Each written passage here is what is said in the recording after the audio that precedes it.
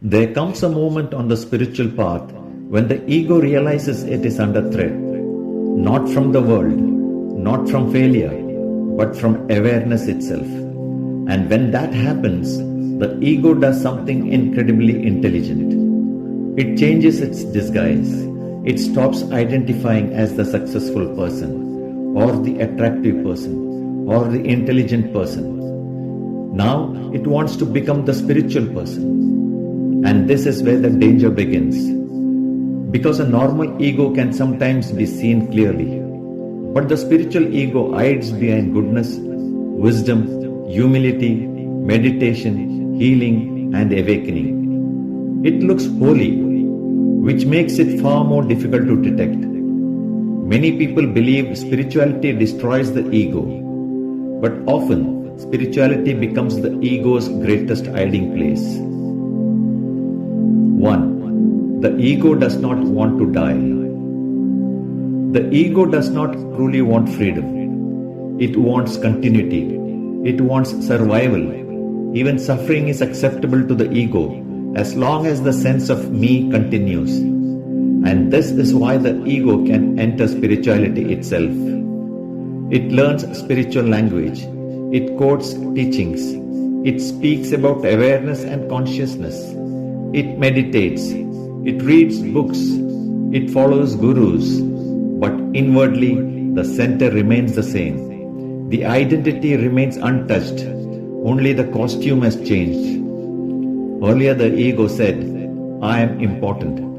Now it says, I am spiritually advanced. Earlier it wanted worldly superiority. Now it wants spiritual superiority. The structure is still the same. Only the vocabulary has evolved.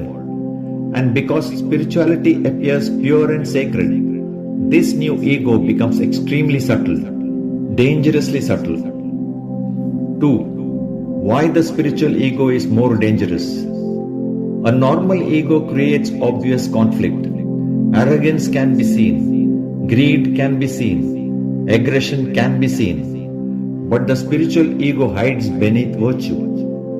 It may appear calm on the outside while secretly feeding on comparison. Comparison through spirituality.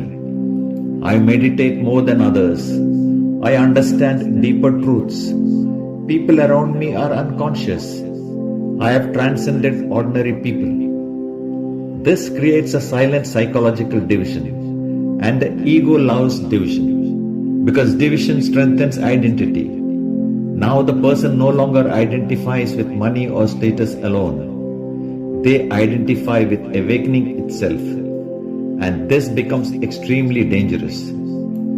Because now the ego is protected by spirituality, protected by sacred ideas, protected by the image of being conscious.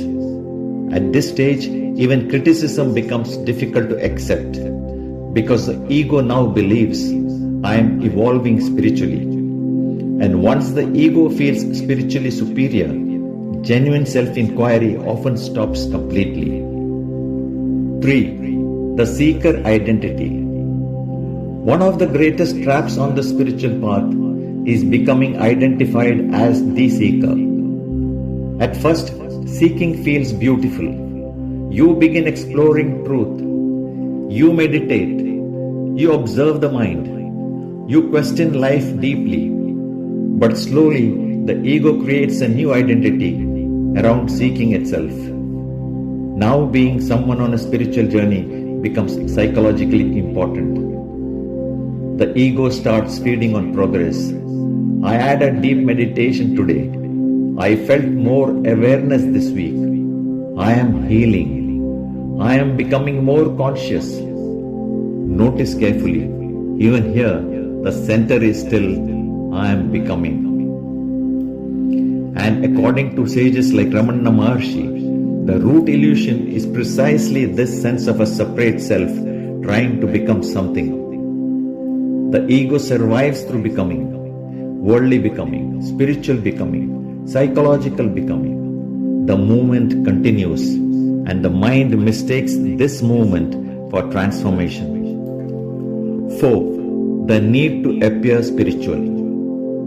The spiritual ego often creates pressure. Pressure to appear peaceful, pressure to appear wise, pressure to always seem calm and evolved. And this becomes exhausting. Many people on the spiritual path secretly suffer because they feel they must maintain an image of awareness, an image of detachment, an image of enlightenment. But truth does not need performance. Awareness does not need advertisement. Real understanding becomes quieter, not louder. The truly awakened mind has no interest in appearing awakened because there is no psychological identity left to protect. And this is why some of the deepest spiritual beings appear extraordinarily ordinary. Simple, natural, unpretentious. The spiritual ego, however, wants recognition.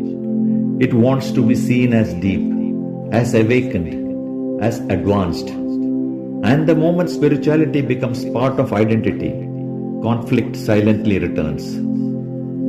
5. The ego even uses humility. This is where things become even more subtle. The spiritual ego can even pretend to be humble. I am nobody. I am the most humble person. I have surrendered completely. But inwardly, the identity still exists. Hidden, watching, waiting, seeking validation through humility itself. This is why genuine self-awareness requires enormous honesty. Not judgment, not guilt, but honesty. Because the spiritual ego cannot survive honest observation. The moment you clearly see the movement of ego without resistance, something begins dissolving naturally. Not through force, not through suppression, but through understanding. 6. True spirituality begins when image ends. Real spirituality begins when psychological performance starts ending. When the need to become spiritually special weakens. When comparison loses energy. When the mind no longer seeks identity through suffering or through awakening. This is why true awareness feels simple, direct, quiet. There is less psychological noise, less inner drama, less obsession with my spiritual progress, and strangely, more humanity, more openness, more naturalness, because the burden of maintaining a spiritual identity slowly disappears. 7. Ramana Maharshi's pointer. Ramana Maharshi repeatedly pointed seekers back toward one essential inquiry. Who am I? Not philosophically, but directly. Who is the one seeking enlightenment? Who wants awakening? Who wants spiritual progress? Who feels superior? Who feels inferior? Who wants recognition? The deeper this inquiry becomes, the more the false center begins losing its solidity. And eventually, one starts realizing something profound. The ego cannot become enlightened, because enlightenment is not the improvement of the ego. It is the seeing through the illusion of the ego itself. The spiritual ego is dangerous precisely because it feels sacred. It hides behind beautiful words, meditation, wisdom, awareness, healing. But underneath all these identities, the old psychological movement may still continue.